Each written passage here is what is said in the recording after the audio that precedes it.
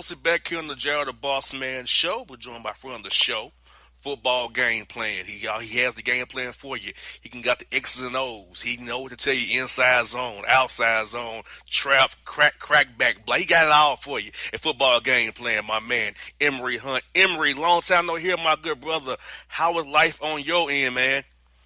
Hey, man, long time to hear, man. I appreciate you bringing me on. Life is good, man. Just ready to talk some ball. Yes, indeed. Well, we have it on Dave McGinnis after you.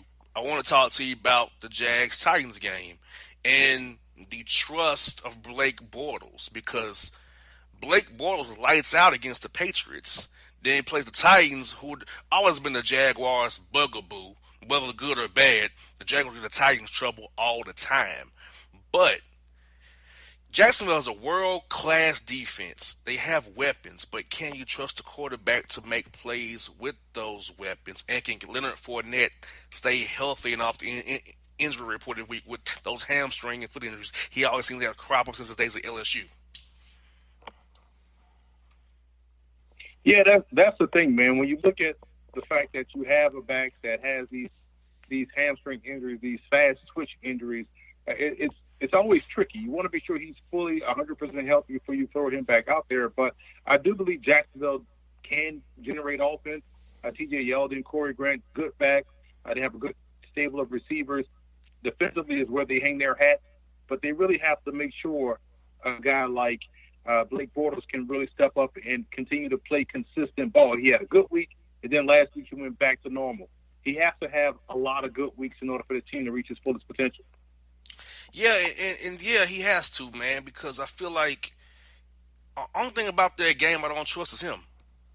I trust everybody about Jacksonville, but Blake Bortles the quarterback.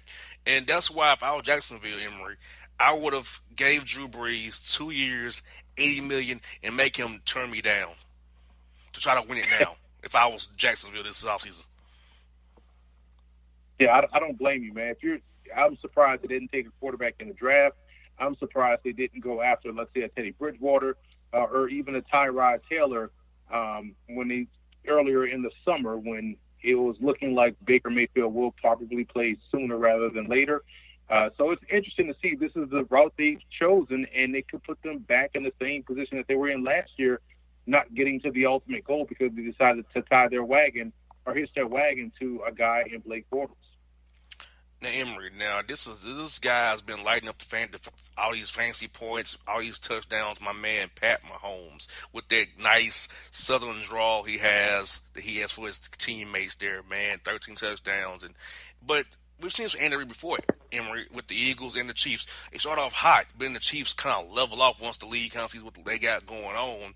Or do you think Patrick Mahomes takes them above that with his dynamic ability, kind of like gunslinger, like Brett Favre-like mentality, that he'll get them over the hump, and they won't have that usually every year Chief lull of 2 or 3 game loss in a row, and they go on a kind of a win one, lose one streak here.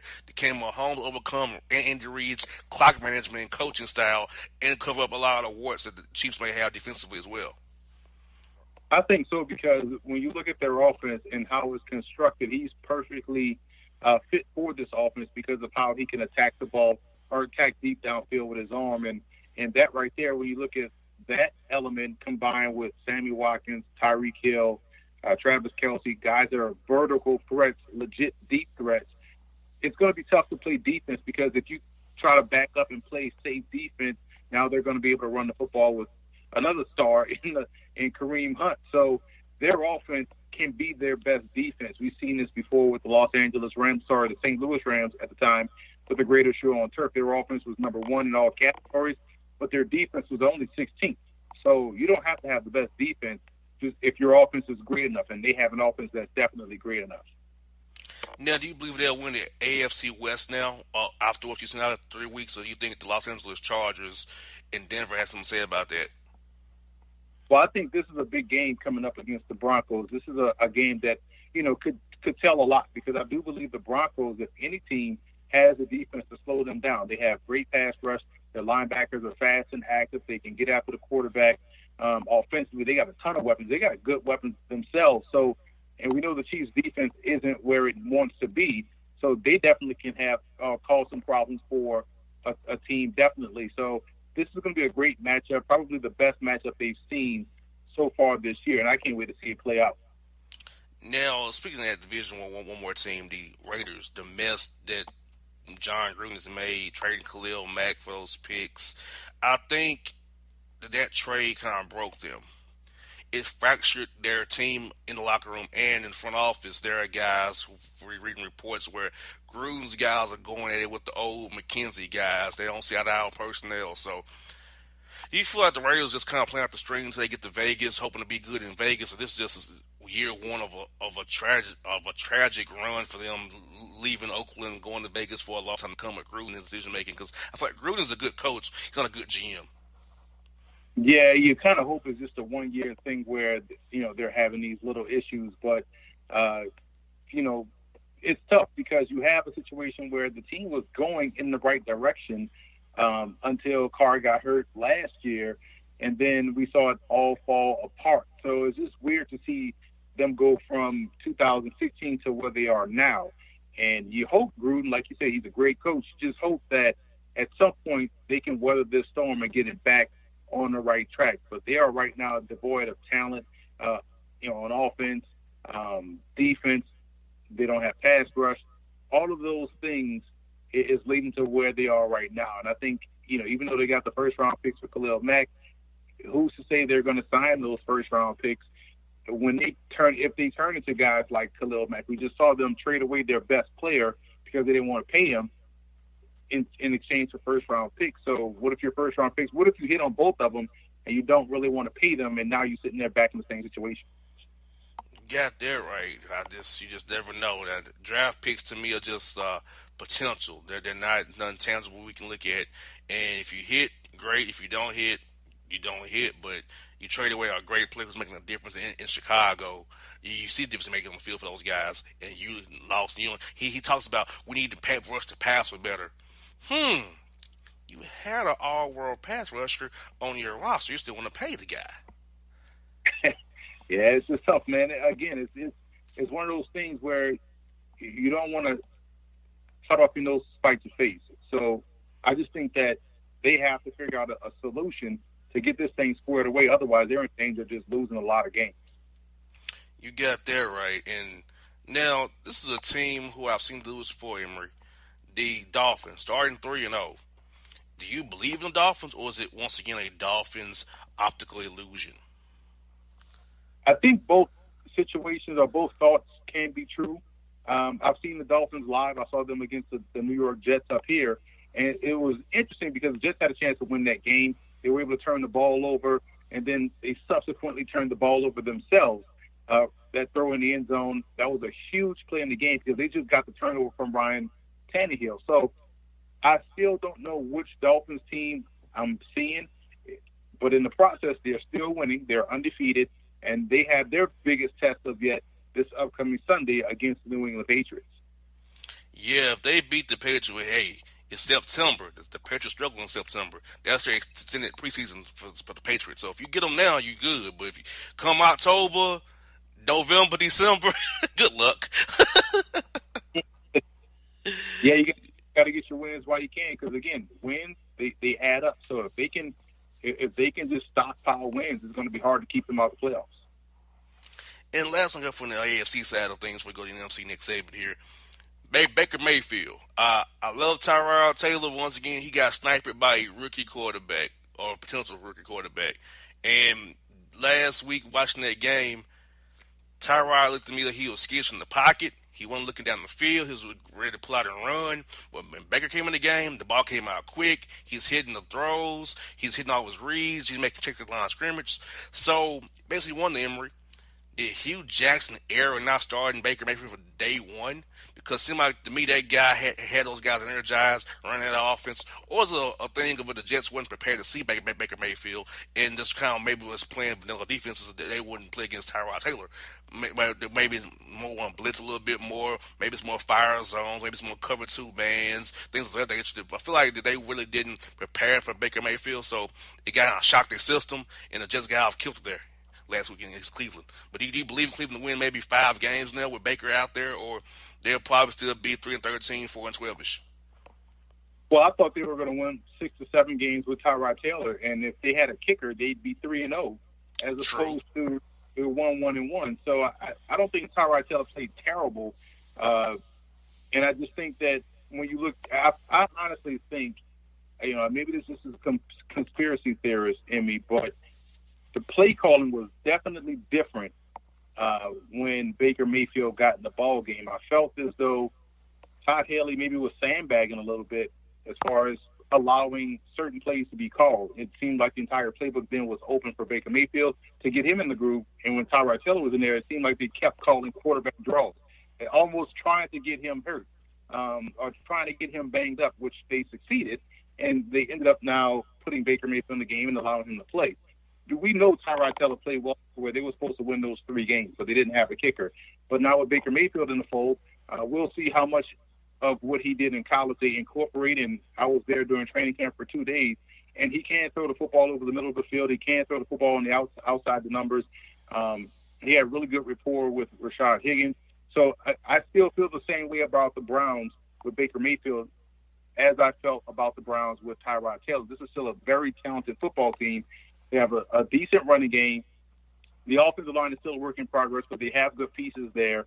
The receiving core, I think, is excellent. And defensively, they are a top 5 defense. So they still have the seeds of success to be way better than they were last year. They already are in 3 games by the way they played those games. And I think that's just going to continue to move forward, even with a rookie quarterback. Folks, that's the AFC with Emory Hunt. Come off after our next break, we'll talk about the NFC with Emory, Dallas Cowboys, the 49ers, Jimmy G. All up next after the break on the Bossman Show. Bossman Radio Network, BossmanRadioShow.com. We back at you. Stick with us.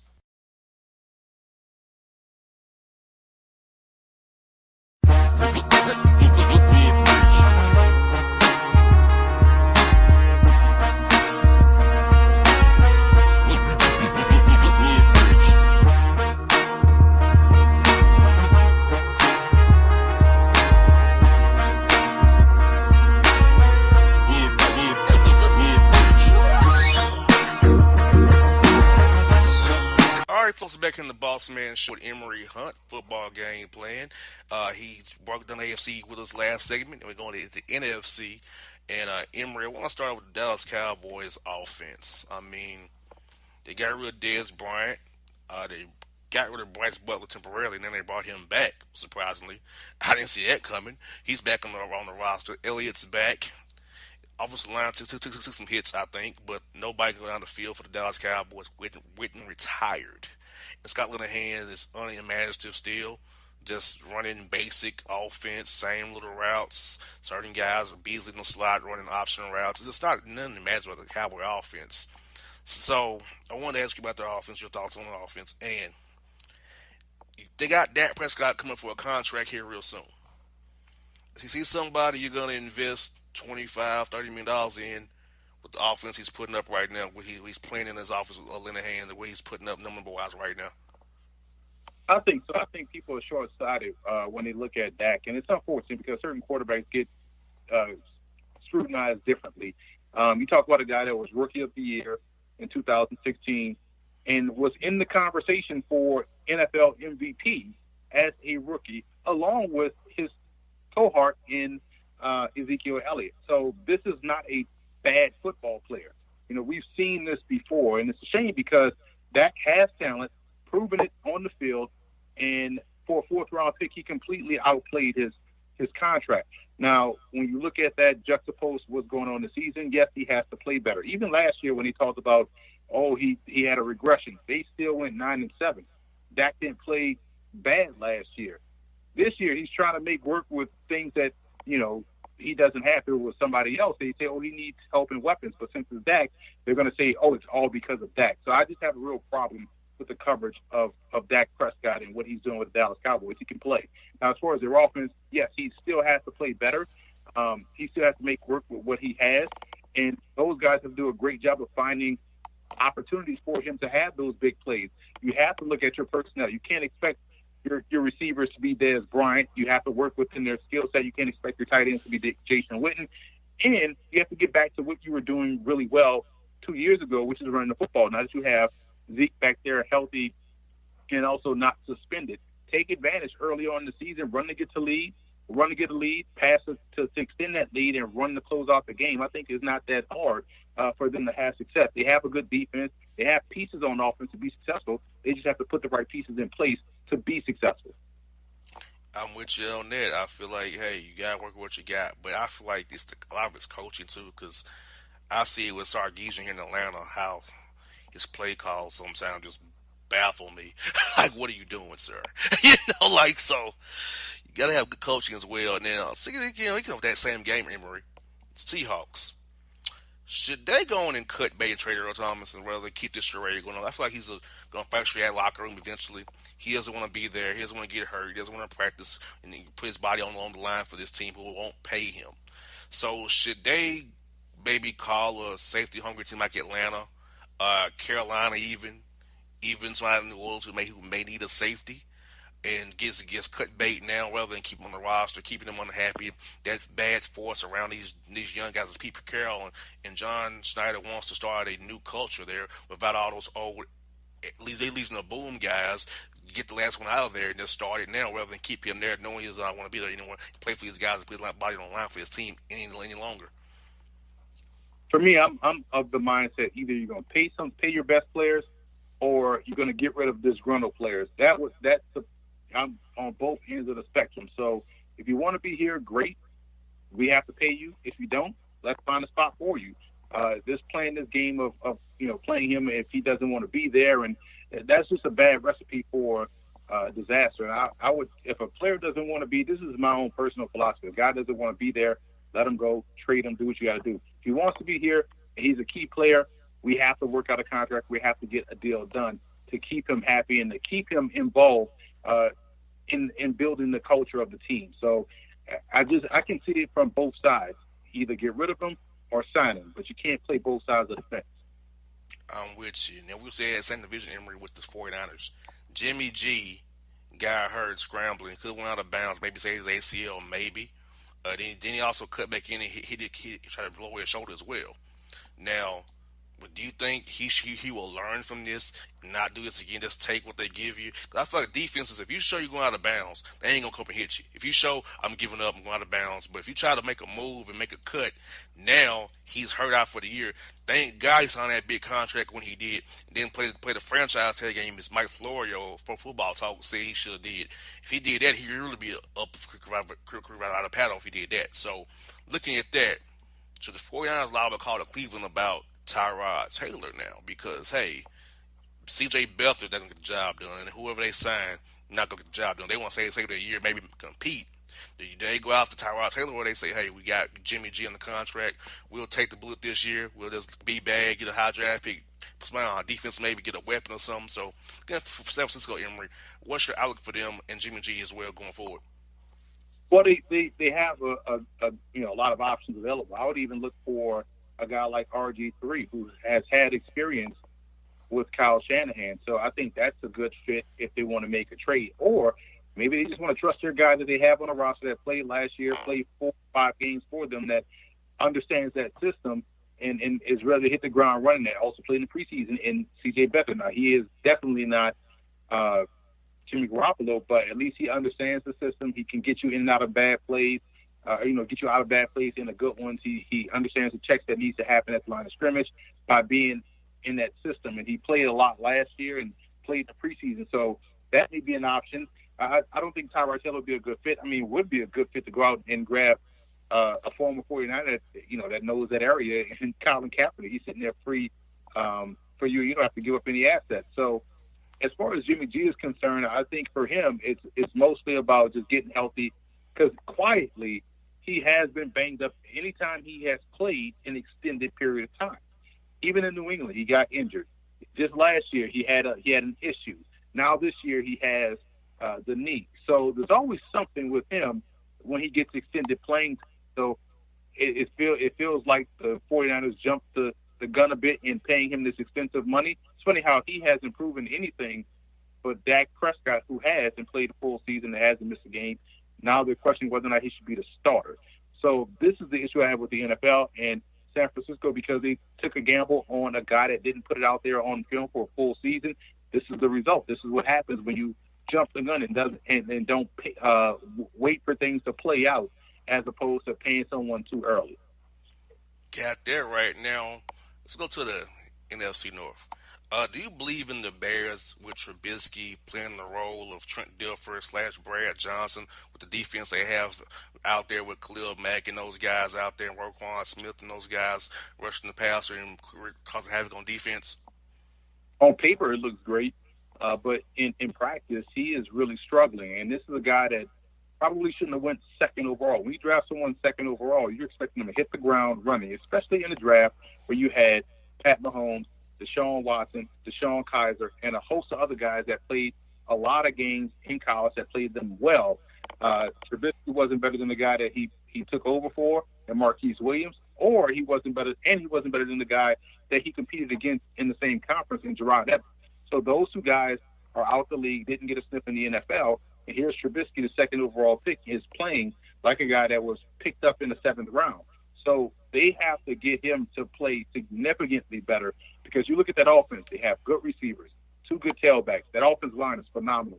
And defensively, they're a top five defense, just like the Cleveland Browns, and they have a special player in Khalil Mack. Their linebacking core looks active, aggressive, and it works well in conjunction with their secondary, who does a great job in press and also taking the ball away. So this team is ready to make a run in the playoffs, but they got to get just average play from Mitch Trubisky. If they can do that, they can make some noise.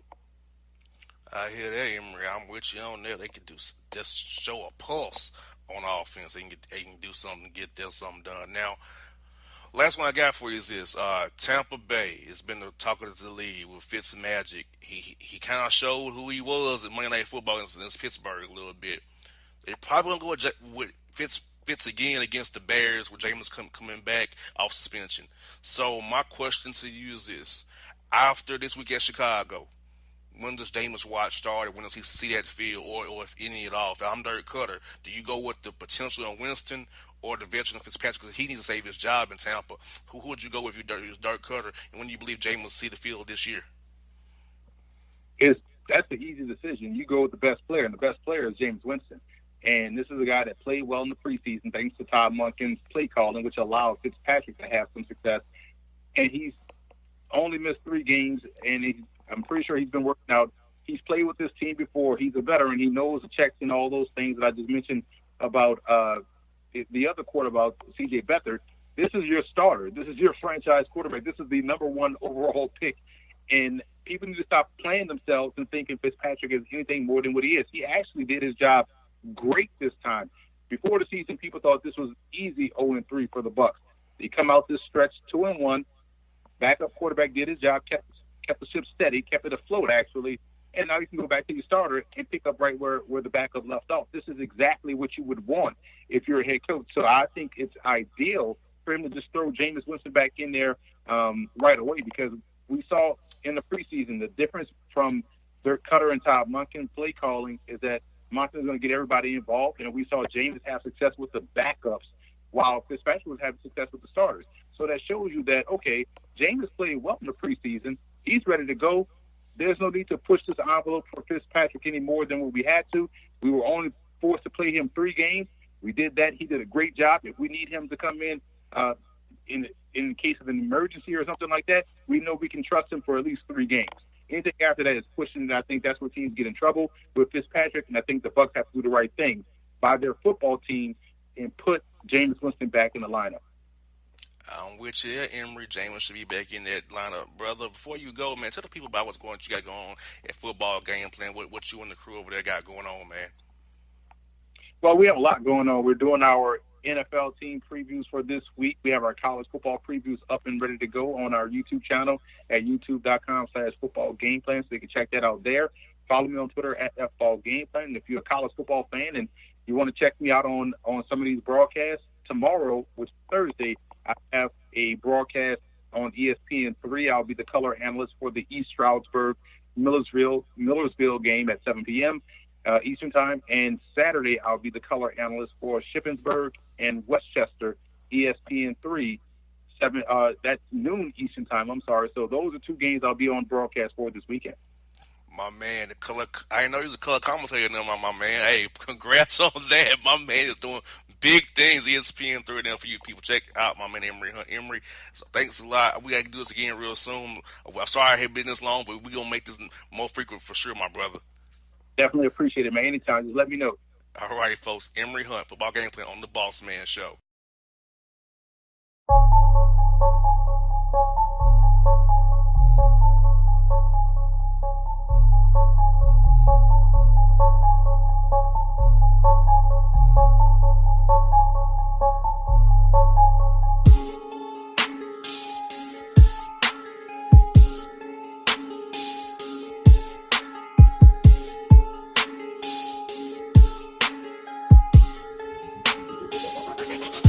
All right, folks, back in the Gerald the Boss Man Show. But you're joined by a great guy. I got to meet him this summer at Titans training camp. They're color analyst for 145 The Zone with Mike Keith on Titans Radio. He broadcast the marathon game against the Miami Dolphins. I don't know how Coach Mack did it, but he did it. But it's my man, Coach Dave McGinnis on the Boss Man Show. Coach Mack, how things have been in good old Nashville, man? Hey, JR, everything is good here in Nash Vegas. We're doing good, man. Just won 2 big division games back-to-back, with a little bit of a depleted roster. The coaching staff and the players did a tremendous job of pulling it together. Of course, coaching all the years that I did, over 30 years in this league, there's times when you just have to put together a game plan and make it work. And the players and the coaches did a great job. And so we've got a big game here this weekend against the world champion Philadelphia Eagles. And so things are rolling pretty good, brother. I hear that, Coach. Now, Coach, I must ask you, man, what does speak for Coach Vrabel's culture that his guys stuck together with all the injuries they had, all for preseason long? Scratchy started 0-4 in preseason, didn't do it well in preseason with Luke Falk and those guys. A lot of guys on the roster not there anymore. Started off a little scratchy, but now 2-1. Marcus came in off the bench replacing Blaine Gabbert. The team played Jacksonville, who's everybody thinks a world beater with their defense coach, but the Titans held them to 6 points. And Jacksonville, always tough for the Titans, but they always seem to beat them, Coach. So how happy is Coach Vrabel and the guys and you and Mike Keith and all the people around the Titans organization about how the team is played out the preseason? People was like, oh, they're 0-4. What's wrong with Coach Vrabel? But now they're playing well now, Coach. Yeah, well, Mike Vrabel, I'm all on board with him. As I said, I coached in this league for, 31 years. I know good from bad, and he is a really good football coach. He and John Robinson are a great team together, John Robinson on the personnel side and then Mike Vrabel coaching this football team. He's got a really good staff. He's got a good blend of young and coaches and experienced coaches. And what Vrabel did and what he did as a player, and he's doing the same thing now in his coaching career, is he's a full speed ahead guy, and he makes no excuses. And the thing I love about him is that after that first ball game, and you mentioned it in Miami when we had 2 rain delays, and so it turned into a 7.5, 8-hour football game that day. And we were broadcasting the whole time, and he was having to keep that team together. And plus, then losing the players that he did. He lost 3 Pro Bowl players in that ball game, but he never made one excuse, and he came back and with the players that he had and with his coaches, they put together a game plan, to be able to beat the Houston Texans here and then go down to Jacksonville, who won this division last year and, who was within 1 game of going to the Super Bowl and who had just previously the week before destroyed New England and put together a brilliant game plan and then loses his quarterback in that game. And Marcus Mariota has to come into the ball game. And then Matt LaFleur did a wonderful job of adjusting his offensive game plan on the run. And then he caused Todd Wash, the Jacksonville defensive coordinator, to start chasing his calls. And what I mean by that is when you get another signal caller on the other side of the field chasing your calls, trying to defend the last play that you ran instead of moving forward to the next play, then you've got a chance. And it was really a great team win, but it was also a really physical, gutty win, for that coaching staff and for that locker room, and just really uplifting for the whole organization and really for the whole city. So the city is really fired up now about the Titans because they know that these players believe in this coaching staff. This coaching staff has shown how resilient and resourceful they are. So this is a big challenge this week against the reigning world champions. And the key is also, coaches, there was 2 division wins. Very key when it comes to tiebreakers down the road. Those division wins always going to push you over the edge there. Yeah, and that's always huge because the way you get to the playoffs, the way you get to the tournament in the National Football League in 16 weeks, you got to win your division. And especially when you win a division game at home, you have to do that. But when you win a division game on the road, that's like putting 2 in the bucket for you. And so that means everything. And we're very disappointed with the loss to Miami because that is an AFC game, and that will clearly count in the standings as we go forward, trying to move through this season, because you only get 16 shots at it. But the resiliency of this football staff and this football team and the position they've put themselves in now, again, the challenges don't get any easier because, as I said, I've coached over 650 NFL games in my career, and the next easy NFL game I coach in will be the first because there's none of them easy in this league. And so you've got to get prepared, and whether you've been successful the week before or you've not been successful, you've got to push that behind you, learn from the lessons, go through the postmortem, learn from the mistakes, and then move on to the next week, because this train that is the National Football League, it doesn't stop for anybody. You got that right, Coach. And speaking of the injury of Marcus, Coach, what exactly is his injury? Because I think it's like an elbow and a hand, and his hand's kind of numb. So from what you know, Coach, what is it? JR, let me tell you something, brother. I dropped out of medical school after the first semester because it was too easy. I wanted something really hard while I was playing football. So I don't know, man. I'm just telling you. I just know he couldn't grip the ball and he couldn't spin it right. And so if you're a pitcher or a professional pitcher or a professional quarterback, you kind of need to be able to grip the ball. You got that right, so Coach. That was his issue. Now, what it was medically, I'll have to go back and check my medical records. I don't know, man. I don't know. I got you, Coach. Now, Coach, what I've noticed about the offense is that they got Henry and Lewis splitting the carries. And, man, Coach, you tell me if I'm wrong now, but it seems like to be there running the outside zone with Lewis, a little bit inside zone with Lewis as well, but mostly Derrick Henry's running the inside zone. Is that how I'm seeing it correctly when I'm watching on the film, or I'm missing a little bit here, Coach, about that?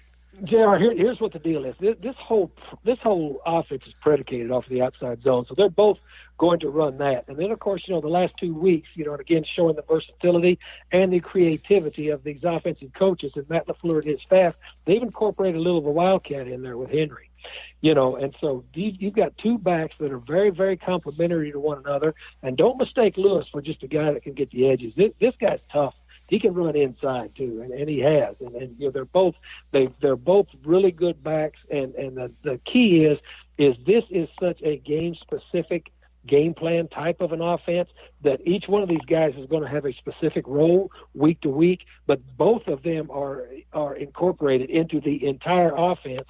And once you haven't seen this entire offense yet because you haven't had all the pieces healthy enough to run it yet, but once it gets to Jen, and you will see both of them doing everything that's required in this offense, JR.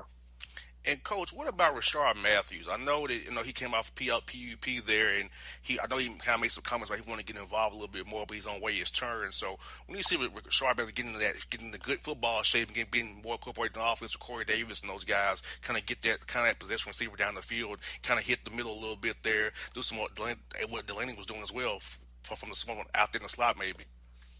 Yeah, well, again, all of those receivers, are going to have to take up the slack from Delaney Walker because, Jonnu Smith doesn't need to be the next Delaney Walker. He needs to be the best Jonnu Smith. Amen. But everybody else has got to take up the slack because Delaney Walker was a huge part of this offense, and Rashard, along with the rest of them. Now, Rashard, of course, missed a whole lot of time.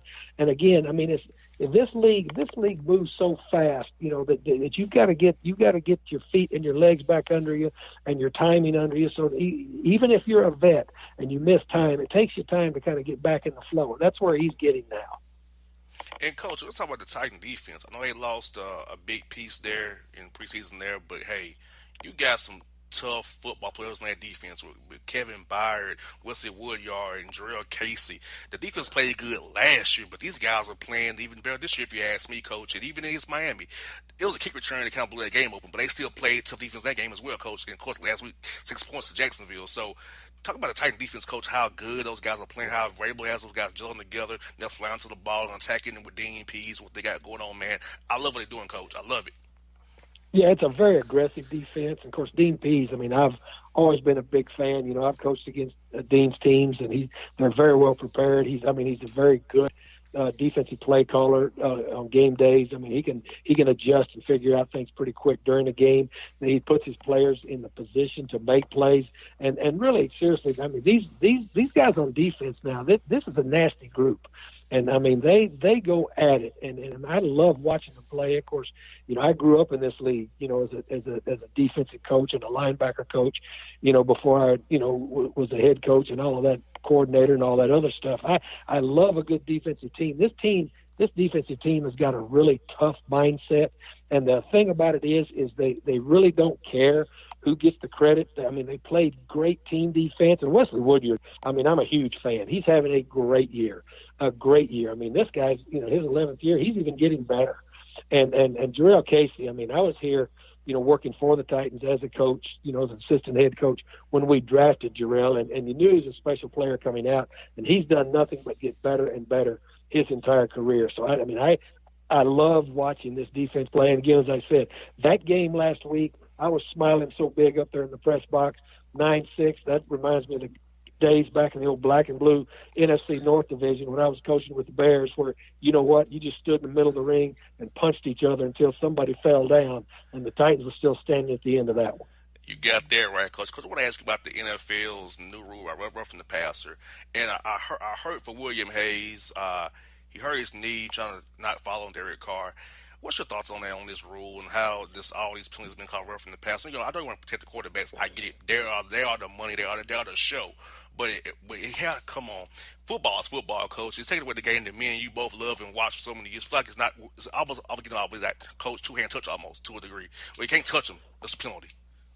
Well, I mean, the rule itself is hard to officiate. It's nearly impossible for a defensive player to do. I mean, I don't know how you sack somebody without falling on them. I mean, the things that Clay Matthews has done, and, you know, 3 weeks in a row that he's been fined for and flagged for. I mean, I don't know what else you do. I mean, that, to me, again, I mean, once they put the rule in, and now, I mean, I understand. I get it. You know, if you're trying to pin the quarterback's arms to his side and then body slam him on the ground or tip him up and try to hit him on his shoulder to do, but that's not what these guys are doing.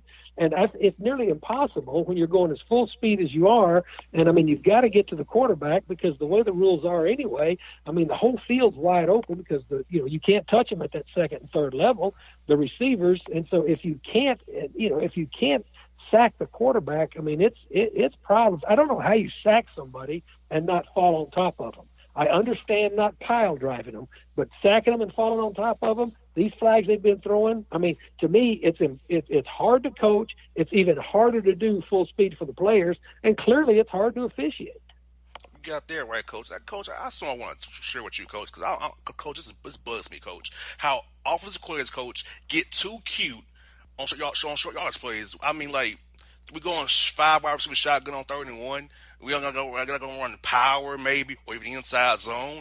I've seen toss cracks or fake pitches, and we losing yards. So as a defensive coach, do you like smile when you see an OC get too cute on short yards play and not just running power right at you or sneak to get the first down, keep the chains moving? Well, I mean, really seriously though, JR, I mean, it's really easier to defend somebody lining up in there because at least you can gap up, pull everybody up. Because now, look, in the old days when you could hit receivers and you could jam them up and hold them up and those types of things, and hit the quarterback, well then, I want them to start trying to get to the edge and you're jamming the receivers up. But now you can't touch anybody. You know what I'm saying? So they're just taking advantage. I mean, this game has expanded horizontally so much because the way the rules are now, I mean, it's tough out there in space. I mean, it really is. You got there right, Coach. That's what I got for you, Coach. My next guest is Michael DeBurn Turner, right after you, Coach. So, Coach, when you had to play this guy, how did you defend my man, Michael DeBurn Turner, our Falcon legend here? How'd you deal with that guy? He's a beast. You know what?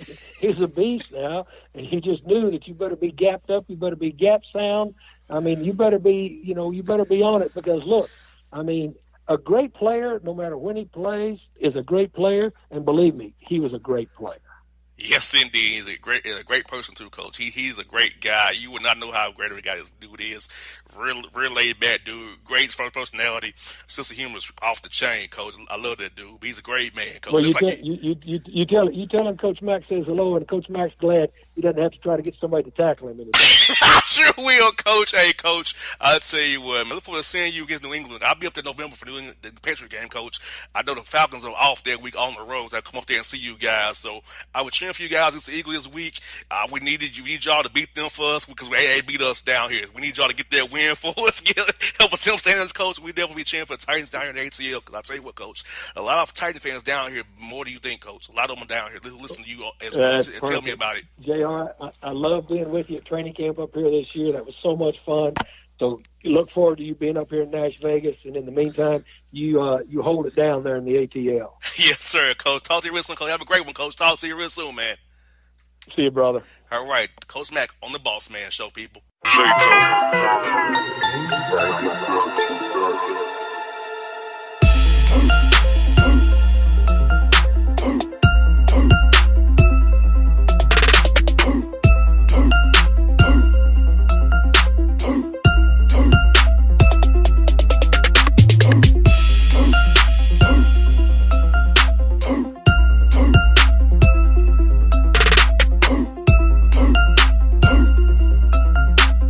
All right, what's back on Jared the Bossman Show? We got a special guest for you as promised, joined by Falcons legend, number 33 in your hearts, the running back, extraordinary Michael Turner. What's good, Burner? How you doing, my good brother? Yeah, what's good, man? How you been? Man, I've been great, man. We've been better the Falcons for that game out on Sunday, but Yeah. we got another week coming against the Bengals, so it's all good, brother. Yeah, it was a little heartbreaking. You know, you never want to lose to the Saints, but, you know, it's the NFL, man. You got to put that week behind you and move on to the next. Now, Mike, I just had on Dave McGinnis, Mike. He wanted me to tell you he's glad he don't have to stop you anymore. You guys give him headaches, man. So tell me, how was it going against Coach McGinnis, man? What was the defense like to go against that guy defenses when he played with the Rams, and the Cardinals? How was it, man?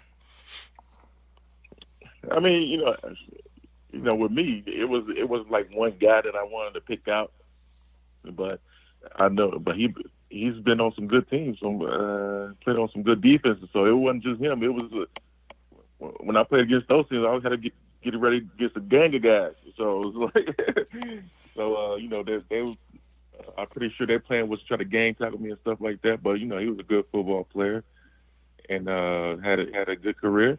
And much respect, another brother of the Shield, man.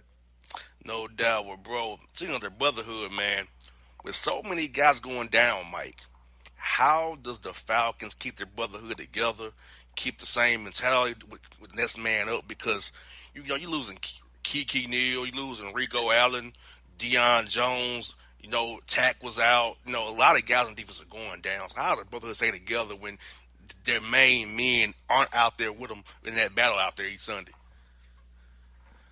You know what? It's National Football League. You expect injuries to happen, you know, but our situation is a little unique because you don't expect the three defensive leaders to go out. But, you know, guys just got to pick it up. Guys got to step up and show the reason why they on this football team. You know, Dan Quinn has a lot of confidence in those guys that's been the backups, and now that's going to be into the starter role. So we're going to see what they got, see what they made of. Is, you know, either put up or shut up now.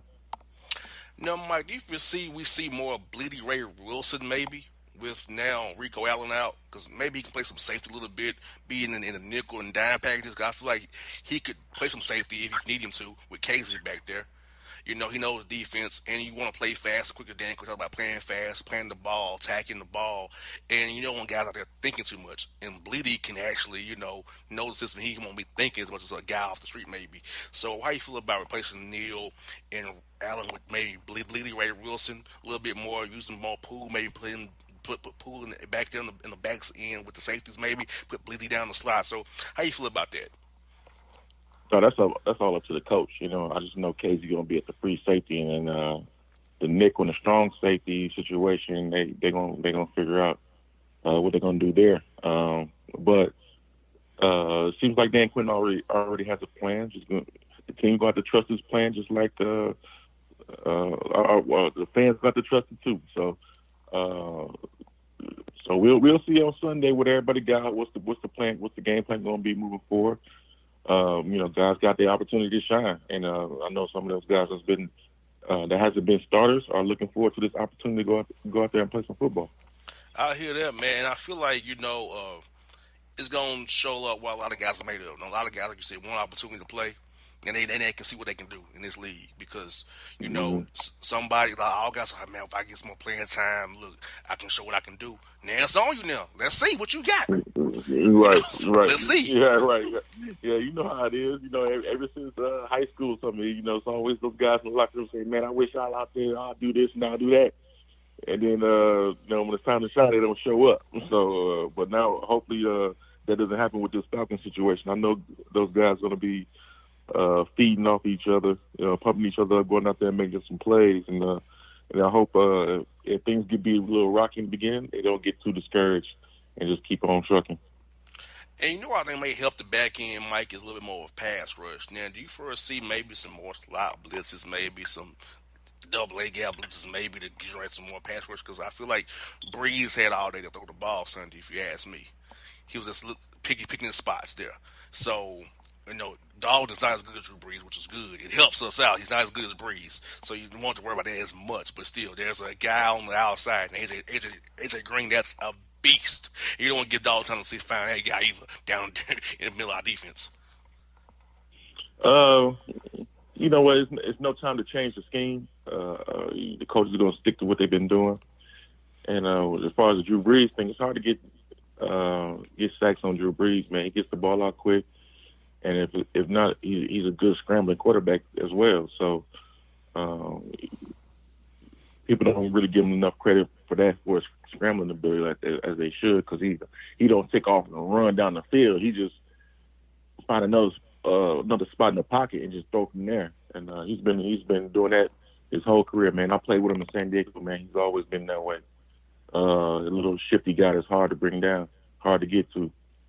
But loading teams up with blitzes and everything like that, I don't know. I don't know if that's in the game plan. I don't know if Dan Quinn likes to do that. It's all up to the head coach. It's his philosophy. The players going to have to do what he envisions his team to be, not what players he has out there and causing blitz just because he feels like guys are out. You know what I think, Mike? I was on a show today. I was telling the host that, hey, I think for the Falcons, maybe our best defense may be our offense. I know it didn't work out for us on Sunday, but when you got a quarterback throwing 5 touchdowns, no picks, and playing a flawless game like that, maybe like how the old coach used to be, those teams where Peyton Manning's offense was their best defense, maybe. So do you feel like that may be part of the Falcons' game for them having Matt with Calvin really coming out strong on Sunday, Julio getting involved, Muhammad Sanu, Hooper out there, Tevin Coleman get the running game going. Hey, that offense can control the clock, protect the defense, and be our best defense with our offense on the field a lot, scoring points every time down the field. Man, you know what? That might be the remedy for this. But in order to make that happen, man, they got to get that run game going. That's the best way to control the clock. Last week against the Saints, we didn't run the ball well. We put up a lot of points, but you look at the rushing yards and the rushing totals, it wasn't that hot. So maybe if they control that, get that sewn up and make that a little better, keeping the other team off the field will be the best defense. You right about that. No, Mike, I want to talk about the running game with you.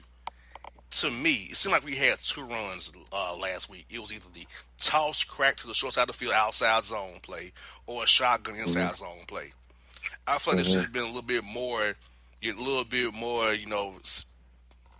variety than this, an inside zone shotgun draw or a toss crack to the outside. It wasn't working.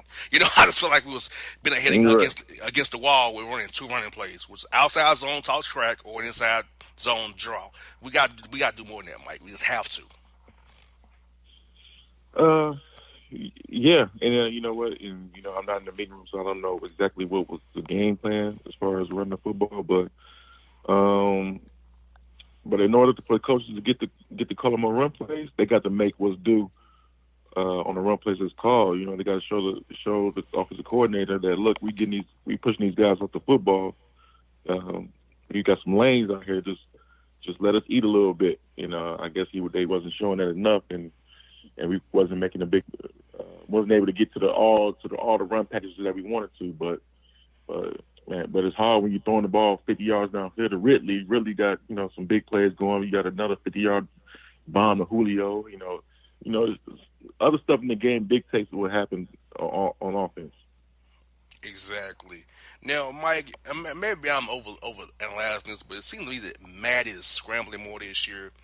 Is that the offensive line issues? Maybe they're not protecting and pass protecting as they should. I feel like he's doing a lot of scrambling this year. He's moving more than I remember him moving in a long time. So maybe I'm seeing a little looking at it too close. But how you feeling about Matt kind of moving off the spot a little bit more than usual here? I think some teams are bringing a lot of pressure to him this year. He's been hit a lot this year. We've been playing some. Look at these first 3 games, man. We played some tough defensive fronts, so it's not like this is going to be the norm. You got Philly. Their front seven is incredible. Carolina. Some people think Carolina's down line is better than Philly. And then the Saints, that's a rivalry game, so that's going to be amped up, a little juiced up there a little bit. But they protect them. I think they protected them a little bit well last week against the Saints. They gave them a little bit more time last week. Yeah. So hopefully they protect them a little bit more this week against Cincinnati, and he can just hit those targets, man, and get that run game going. You got that right. And hey, the fans have been hitting me about the red zone woe. Let's take a look here. The red zone woe to me has been solved the last 8 times in the red zone touchdowns. So I don't want to hit that anymore. That's been solved. We don't solve that issue, and I love our fans. How Mike. Every game we lose is Matt Ryan's fault. That wasn't his fault last week. They ran out of gas on defense last week. They ran out of manpower last week. It wasn't Matt Ryan's fault. We could be 3-0 if it wasn't for a few plays here or there. So I don't want to hear that this Matt Ryan's is this big old problem. Now we want to be 1-2. Heck no. But if we look at the big picture, a few plays here and there, we could be 3-0. Yeah, definitely we could be 3-0. But it's National Football League, man. Anything goes. And it's definitely can't point the finger at Matt on the loss last week when he got the highest quarterback rating ever for a quarterback that loses the game, and plus he threw 5 touchdowns. So you can't blame him. It just, in overtime he didn't get a chance to win it. He didn't get a chance to pull it off. They had a little 2-minute drill there at the end of the fourth quarter when I thought that was going to be the drive, but they ended up with like a 3-and-out or something like that, and had to punt the ball away. But I know he's pissed off about the game, but he's going to move on and get his team ready to play this week. You got there right now, Mike. And I got to tell you, bro. I see you doing swagging. Bro, I know you can do that swag and surf like you could. I know you're a swagger, bro. You a swagger. I see you, man. You a weird. I said world star. You know what, man? When I hear that song, man, that takes me back, man. Because that was 2008. That's when I first got here. That was when I first got to Atlanta, man. That was my year, man. That was swag surfing, all that stuff in the club. It just brings me back, man. That was great memories, and hopefully stadium can feel that energy. And that's something we're trying to do this year. We're trying to buy some energy in the stadium, get some fans involvement, and they've been doing it. I've been seeing them on the big screen doing it, so hopefully it just keeps getting better and better each week. I love it. Hey, now I saw our boy Harry Douglas. I'm like, this guy Harry up here. He's straight 8 sounds. Gotta get that dude up there. Right. Get Harry up there. I see Harry. Now look, I don't know y'all have control, but you gotta get Eric Wings up there too.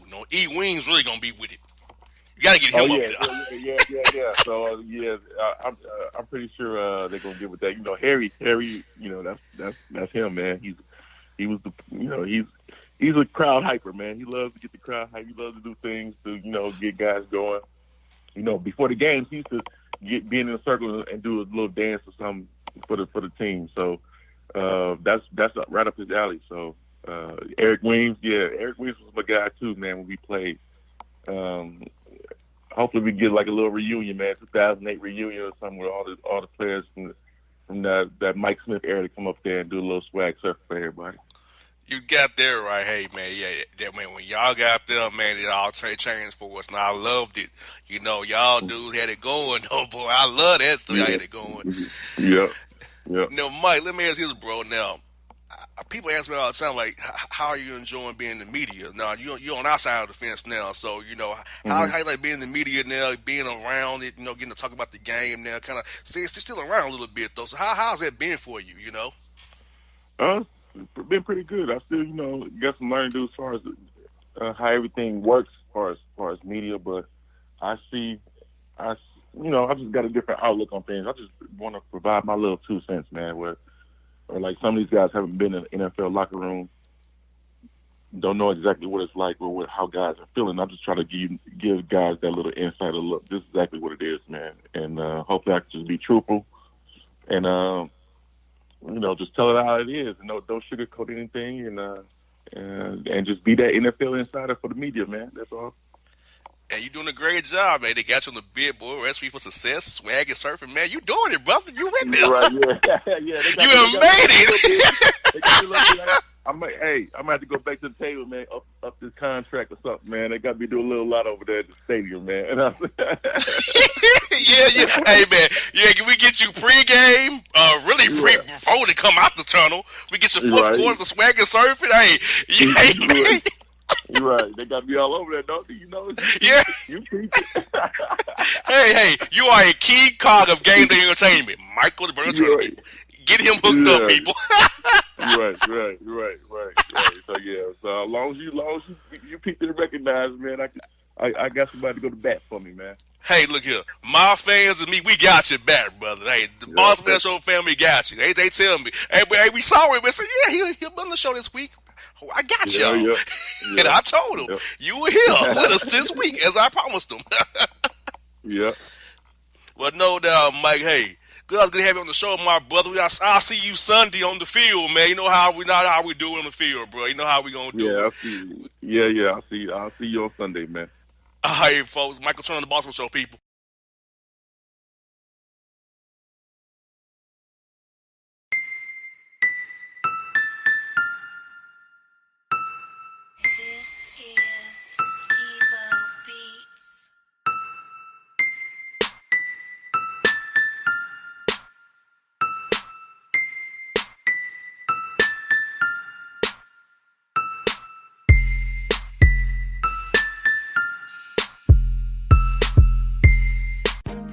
A gorgeous tan from Suntan City gives you an inner glow that relights the fire when you run into your first crush.